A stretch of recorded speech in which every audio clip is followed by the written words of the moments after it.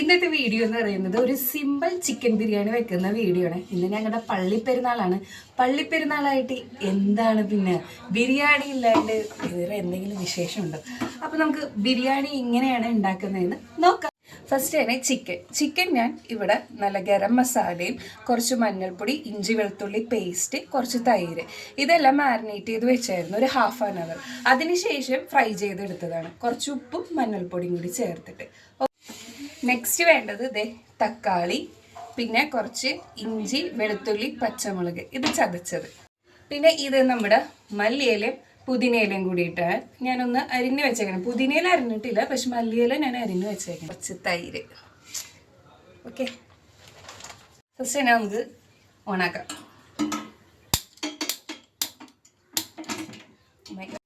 ബിരിയാണി റൈസിന് ഞാൻ എടുത്തേക്കുന്നത് ഇന്ത്യ ഗേറ്റിൻ്റെ ക്ലാസിക്കിൽ വരുന്നതാണ്. ഈ ഒരു റൈസാണ് എടുത്തേക്കുന്നത്. ഇത് ഞാൻ വെള്ളത്തിൽ അരമണിക്കൂർ കുതിർത്താൻ വെച്ചിട്ടുണ്ടായിരുന്നു. കുതിർത്തി കഴിഞ്ഞതാണ്. അപ്പം നമ്മൾ ചെയ്യാൻ പോകുന്നത് രണ്ടും കൂടിയിട്ടാണ്, മസാലയും ബിരിയാണിയും അറ്റ് എ ടൈം നമ്മൾ ചെയ്യാൻ വേണ്ടി പോണേ. അല്ലെങ്കിൽ പിന്നെ ബിരിയാണി ഉച്ചക്കത്തേക്ക് റെഡിയാവില്ല. അപ്പം നമ്മുടെ ചെമ്പ് ചൂടായി വന്നിട്ടുണ്ട്. ഞാനിപ്പോൾ എന്താ ചെയ്യുന്നതെന്ന് വെച്ചാൽ, നമ്മൾ ഈ ചിക്കൻ വറുക്കാൻ വേണ്ടി ഉപയോഗിച്ചിട്ടുണ്ടായിരുന്നു ആ എണ്ണ ഞാൻ ഇതിൽ ഒഴിക്കണേനെ കുറച്ച്. അത് നമുക്ക് വെറുതെ വേസ്റ്റ് ചെയ്ത് കളയണ്ടല്ലോ. ഓക്കെ, ചട്ടി കണ്ട ആരും പിടിച്ചു പോകരുത്, നിങ്ങൾ ഫ്രൈ ചെയ്യുന്ന പാത്രമാണത്. ഓക്കെ,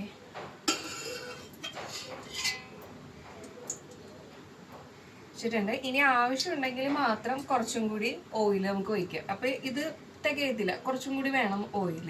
അപ്പോൾ ഓയിൽ ഒഴിക്കാം.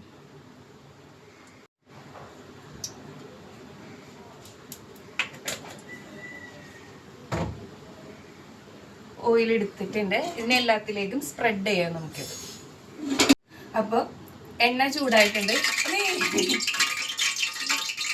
പാത്രത്തിൽ എണ്ണ ഉണ്ടായിരുന്നു. സവോള നമുക്കിടാം.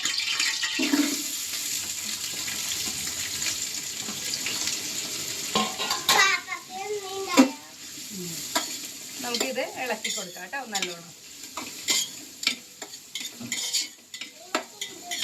എണ്ണ നല്ലോണം സവോളയിലേക്ക് നല്ല പെരണ്ട് വരളിട്ട് കേട്ടോ നല്ലോണം. അത് തന്നെ നല്ല സ്മെല്ലടിക്കുന്നുണ്ട്.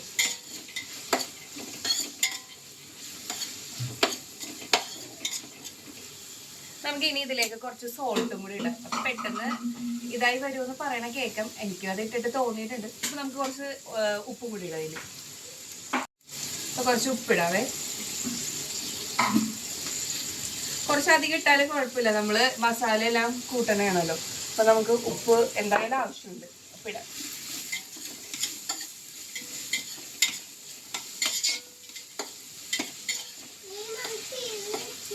സവോള കുറച്ച് വഴണ്ട് വന്നിട്ടുണ്ട്. നമുക്ക് ഇതിലേക്ക് ഇഞ്ചി വെളുത്തുള്ളി പച്ചമുളക് ചതച്ച് വെച്ചതും കൂടി ഇടാം. ഇഞ്ചി വെളുത്തുള്ളി പച്ചമുളക്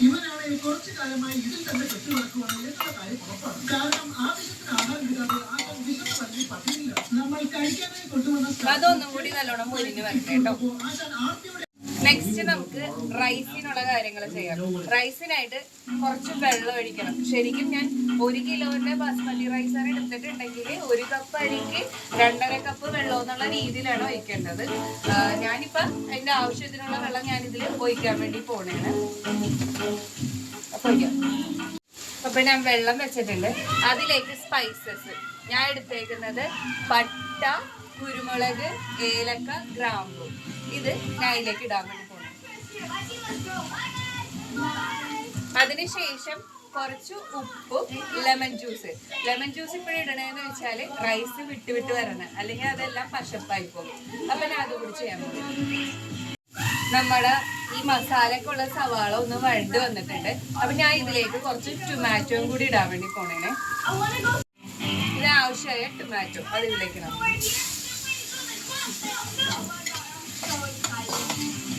എല്ലാ സ്മെല്ലും കൂടി വന്നിട്ട് വാവ്, ബിരിയാണി ആയിട്ടില്ല, അതിനു മുന്നേ നല്ല മണമാണ് എൻ്റെ ഉള്ളിൽ നിന്ന് വരുന്നത്. ഇതൊന്ന് വേണ്ട ഒരു 5 മിനിറ്റ്സ്. തക്കാളി ഇട്ടത് കാരണം നമുക്ക് ഇത് 5 മിനിറ്റ് സിമ്മിലാക്കിയിട്ട് നമുക്കിതൊന്ന് മൂടി വെച്ച് വേവിക്കാം. അപ്പോഴത്തേക്കും നമ്മുടെ റൈസിന്റെ ഈ ഒരു വെള്ളം വെച്ചിട്ടുണ്ടല്ലോ അതിന്റെ ഉപ്പൊക്കെ കറക്റ്റ് ആണോ നമുക്ക് നോക്കാം. ഉപ്പ് ഓക്കെയാണ് ഞാൻ ഇട്ടേക്കണത്. നമ്മള് ഇപ്പൊ റൈസിന്റെ വെള്ളം വെച്ചിട്ടുണ്ട്. ഇത് തിളച്ച് വരുമ്പോഴത്തേക്കുമാണ് നമ്മൾ റൈസ് ഇടേണ്ടത്. അതിനു മുമ്പ് നമുക്ക് കുറച്ച് വേണമെങ്കിൽ 6 kg ഗീ ഉണ്ടെങ്കിൽ നമുക്ക് ഈ ഗീയും കൂടി ഈ വെള്ളത്തിലേക്ക് ഇട്ടെടുക്കാം. അപ്പൊ നല്ലൊരു ഫ്ലേവർ ആയിരിക്കും റൈസിന്. ഞാനിത് അടച്ചിട്ടിട്ടാണ് ഞാനിത് റൈസ് എടുക്കാൻ വേണ്ടി പോകുന്നത്. അല്ലാണ്ട് ഈ വെള്ളത്തിൽ തന്നെ വേവിച്ച് നിർത്തി വേവിക്കുകയല്ല ചെയ്യുന്നത്. ഇതിനാണ് സാധാരണ നമ്മൾ എങ്ങനെയാണോ കഞ്ഞി ചോറ് വെക്കുന്നത് അതേപോലെ തന്നെയാണ് റൈസ് ഞാൻ വെക്കുന്നത്. അപ്പൊ ഇതിലേക്ക് കുറച്ച് ആ ഫ്ലേവർ വരാൻ വേണ്ടിയിട്ട് കുറച്ച് നെയ്യും കൂടി ഞാൻ ഇട്ട് കൊടുക്കാൻ വേണ്ടി പോകുന്നത്. അപ്പൊ നമ്മുടെ സവാള, തക്കാളി ഇതൊക്കെ നല്ലോണം വഴണ്ട് വന്നിട്ടുണ്ട്. അപ്പൊ നമുക്ക് ഇതിലേക്ക് കുറച്ച് തൈര് ആഡ് ചെയ്യാം.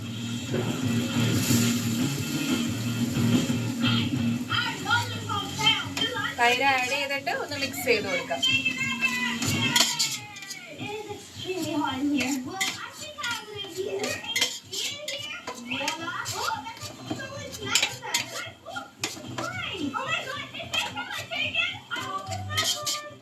ഇനി നമുക്ക് നമ്മുടെ മല്ലിയിലയും പുതിനയിലും അരിഞ്ഞു വെച്ചിട്ടുണ്ടല്ലോ അതും കൂടി ഇതിലേക്ക് ആഡ് ചെയ്യാം.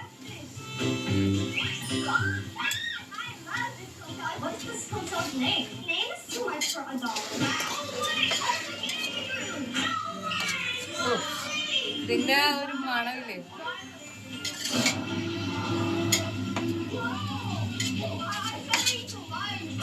ഇനി എന്താ ചെയ്യണേന്ന് വെച്ചാല് തീ കുറക്കുക. തീ കുറച്ചിട്ട് നമുക്ക് ഇതില് മസാല പൗഡർ ആഡ് ചെയ്യാം.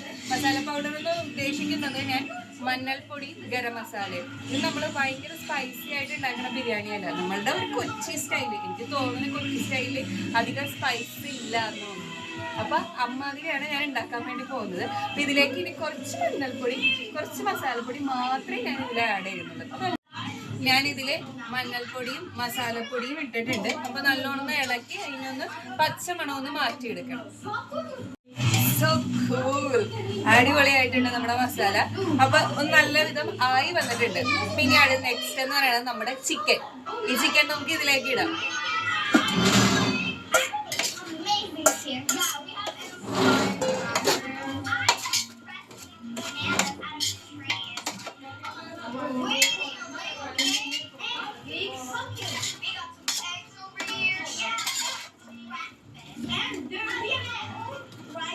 അപ്പൊ ഇത് ശരിക്കും ഗ്രേവി ഇല്ലാണ്ടിരിക്കാനാണ്. നമ്മൾ വറുത്ത് കഴിഞ്ഞത് കാരണം ചിക്കനിന്ന് വെള്ളം ഇറങ്ങി വരുമായിരിക്കും.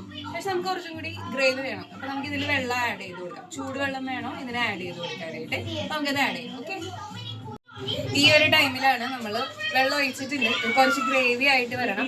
നമുക്ക് ഉപ്പ് കുറവുണ്ട, എന്തെങ്കിലും മസാലപ്പൊടി കുറവുണ്ട. മസാലപ്പൊടി എന്ന് പറയുന്നത് ഞാൻ പറഞ്ഞില്ല, ഗരം മസാല മാത്രമേ ഇതിൻ്റെ ഉള്ളിൽ ഇട്ടിട്ടുള്ളൂ. അത് കുറവുണ്ടെങ്കിൽ ഈ ടൈമിൽ അഡ്ജസ്റ്റ് ചെയ്ത് തരിക, അത്രേ ഉള്ളൂ. നമുക്ക് ഇത് എന്നിട്ടൊന്ന് മൂടി വെച്ച് വേവിക്കാം. ഓക്കെ, നെക്സ്റ്റ് പരിപാടി, നമ്മുടെ വെള്ളം തിളച്ച് വന്നിട്ടുണ്ട്. അതിലേക്ക് നമുക്ക് കുതിർത്ത് വെച്ച അരി ഇടാം. ഓക്കെ,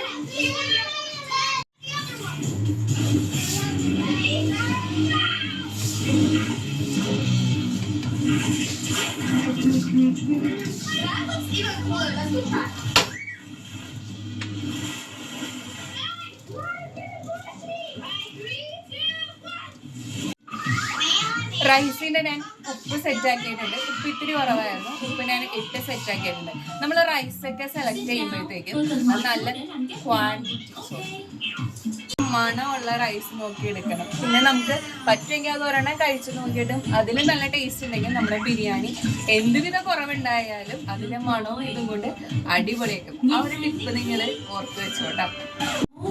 നമുക്ക് പിന്നെ ഒന്നും കൂടി ടേസ്റ്റ് ആയോ, ഇതെങ്ങനെ ഇതിന്റെ പരിവോന്നൊക്കെ നോക്കട്ടെ തുറന്ന്, അല്ലെങ്കിൽ അടുക്കി പിടിക്കരുത്. അതനുസരിച്ച് നമ്മൾ ഇതിലേക്ക് പിന്നെ ഇളക്കിയൊക്കെ കൊടുക്കണം. ഓക്കെ,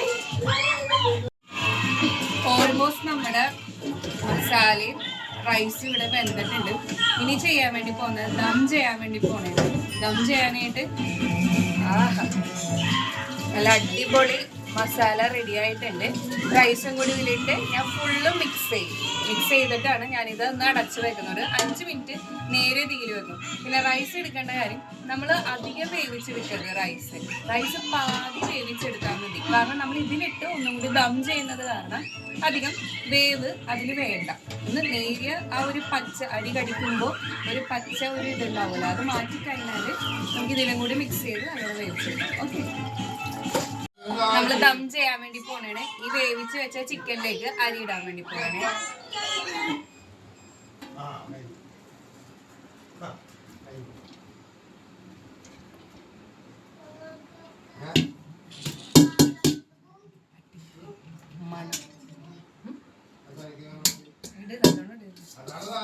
ഇത് ഉടഞ്ഞു പോവാണ്ട് ഒന്ന് ഇളക്കിയെടുക്കുക, എല്ലാം മിക്സ് ചെയ്തെടുക്കുക. ഓക്കെ, അതിന് നമുക്ക് 2 കൈ ഉപയോഗിക്കാം. മീൻ ആവിയിരിക്കും. ശരിക്കും ചൂടാറിയിട്ട് വേണം ദമ്മിടാൻ വേണ്ടി. ഇവിടെ സമയം ഒട്ടും ഇല്ലാത്ത കാരണമാണ് ഇങ്ങനെ ചെയ്യുന്നത്. ഇതിലേക്ക് ഞാൻ കശുവണ്ടി മുന്തിരി ഫ്രൈ ചെയ്തിട്ടുണ്ടായിരുന്നു, അതും കൂടി ഇടണേ. സ്പ്രെഡ് ചെയ്തിടാം. പിന്നെ വേണ്ടത് നമ്മുടെ ഗീ ആണ്. ഗീയും കൂടി ഇതിലിടുമ്പോഴത്തേക്കും ഒരു പ്രത്യേക സ്മെല്ലും ടെക്സ്ചറും അടിപൊളിയായിരിക്കും. അപ്പം നമുക്കത് കട്ട് ചെയ്തിടാം. അപ്പം നമ്മുടെ ബിരിയാണി ഇവിടെ റെഡി ആയിട്ടുണ്ട്. ഇത് ഞാൻ 5 മിനിറ്റ് നേരിയ തീയിൽ ദം ചെയ്ത് വെക്കാൻ വേണ്ടി പോണേനെ. കണ്ടോ, നല്ല അടിപൊളിയായിട്ടുണ്ട്. കാണുമ്പോൾ തന്നെ നല്ല ഭംഗിയുണ്ട്, തിന്നാനും നല്ല ടേസ്റ്റ് ഉണ്ട് കേട്ടോ. അപ്പോൾ നമുക്കിതൊന്ന് ദം ചെയ്യാം. ദം ചെയ്യണ എൻ്റെ രീതി ഞാൻ കാണിച്ചു തരാവേ. ഇതാണ് എൻ്റെ ദം സ്റ്റൈൽ. നമുക്ക് മൈദപ്പൊടിയൊക്കെ വെച്ച് ഇവിടെ ഫിറ്റ് ചെയ്യാനുള്ള സമയം ഇല്ലാത്ത കാരണം ഇങ്ങനെ ഒരു സംഭവമാണ് ചെയ്യുന്നത്. ഇത് മതി, ഇത്രയും മതിയാവും നമുക്ക് ദം ചെയ്യാനായിട്ട്. നമ്മുടെ ഒരു ഇടിക്കണ കല്ലുണ്ടല്ലോ, ആ കല്ല് ഇതിൻ്റെ ഉള്ളിൽ വെക്കണമെങ്കിൽ എയർ ടൈറ്റായിട്ട് നിൽക്കും, വേറെ ഒന്നും പോലെ. ഒരു 5 മിനിറ്റ് മീഡിയത്തിൽ വെക്കുക. അതിനുശേഷം നമുക്കിത് റൈസ് എല്ലാവർക്കും സെർവ് ചെയ്ത് കഴിക്കാം. അപ്പോൾ ഇത്രയേ ഉള്ളൂ. വീഡിയോ ഇഷ്ടപ്പെട്ടാൽ ലൈക്ക് ചെയ്യുക, ഷെയർ ചെയ്യുക, സബ്സ്ക്രൈബ് ചെയ്യുക. Okay, by.